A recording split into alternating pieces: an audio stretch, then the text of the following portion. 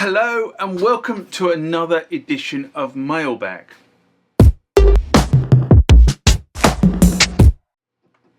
What is Mailbag? Well, Mailbag is a feature of the channel where you guys leave lots of comments on the channel and I attempt to answer those comments, or if I can't answer those comments, I throw it out to you guys who have more knowledge on some of this stuff than I do.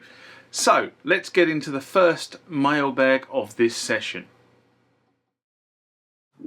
Remember, like, comment, subscribe to the channel. Go over to Instagram and follow me there. Go over to Facebook, follow me there. That's where the normal notices are. And consider becoming a Patreon.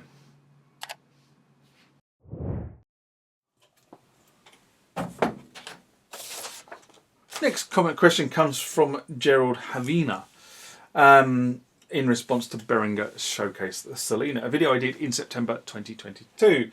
And Gerald writes, do you think the Behringer Solina would be compatible with Shreichfett? It's a really good question. And by Shreichfett, I am assuming you mean the Waldorf Streichfett, because that's the only Shreichfett I know. And if they're basically going after the same market, I think the Solina does what it does very well and has a stock sound. And that's probably the way I'd put it. I think the Shreichfett gives you wider possibilities, but it's not the Solina. And the Solina had a distinct sound. This was the reason why I think Behringer have gone after the Solina. It has a distinct sound. It was used in a certain genre of music, if you like. And it's never been reproduced, and those machines are becoming very rare now and prone to breaking down because of the way they've been built. But I would say that having never owned a Shreichfett, I think that's about as far as I can take the comment on your comment. But I open it up to the community for further comments if there are other people out there.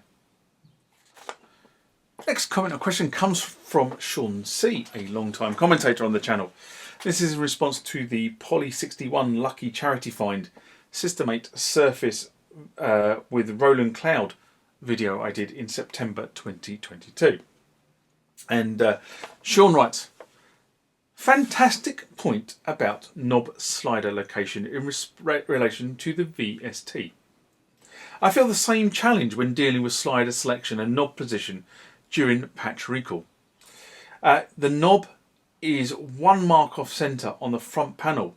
You recall patch A11 where the knob value is 0. The knob position no longer represents the actual patch value until it's moved. Depending on the synth, this movement could produce wide swings to the sound instead of the micro adjustments that you desire. I remember the workaround for this is to wait for the knob slider to reach the current patch value before modifying the sound.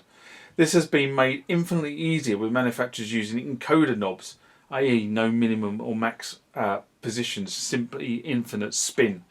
This allows current value loaded from memory to instantly be the value on the knob.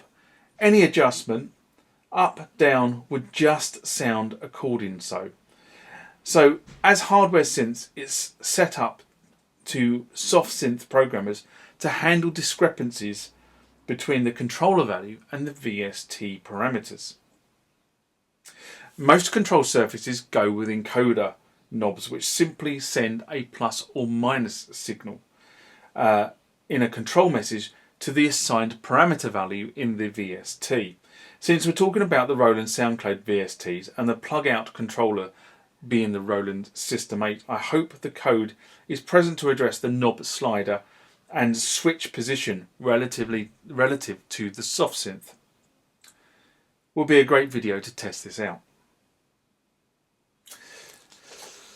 Yes, and I think, you know, the bottom line is my view still remains my view, which is that this is not, the System 8 is not a surface controller, okay? As much as people try to promote it as such, it is not a surface controller. It is a synthesizer. And therefore, as a synthesizer, it should be used as a synthesizer, not trying to control other things that it was never designed to control. Right, that's kind of ran over. But it is great to relay the experiences you're having with your interface, trying to be a Surface controller. As you have pointed out, Surface controllers and doors operate in a specific way that allows the operation of the remote unit to be intuitive. This is the key thing about a Surface. It has to be intuitive.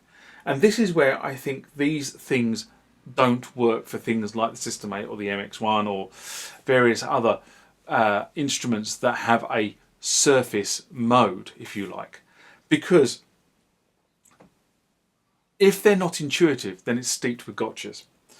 Now, my intention is to do a System 8 video.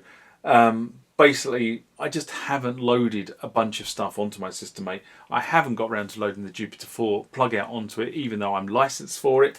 And I do want to see what it sounds like, if I'm honest. But I've got to I've got to go and get the System 8 from storage because it's not here. So that's, I need to kind of set myself up to do a series of videos and plan a series of videos so I can get the maximum amount of time out of when I bring the System 8 back here. Maybe I'll go into more depth on the others when I get it back. I have an unpublished video which I made on Richard's Juno 106 that went into the nuances of operating the Juno 106 plug out on the System 8.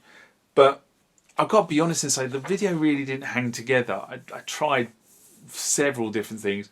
I've got one video which I have to be honest, it's all been edited. It's through post-production. It's ready to be posted. But I still keep looking at it thinking, well, it doesn't really do anything, and I don't know whether I should post it or not. I'm kind of on the fence on it. Most of my videos I sort of look at it, I make the decision, right, the material's okay, I can post it. This one, I've been on the fence for months on this particular one. So I kind of decided to scrap that one I was thinking about. I did redo a video using the JU06A, as the tones between the original and the boutique were so close. They really were. I'm not joking. The JU6A is a really faithful reconstruction of a bass Juno 106. That is no lie. I'm utterly wrapped with how close the two things are. And there's also the Jupiter X that has a Juno 106 engine, which is, again, it's kind of like the System 8 106 engine.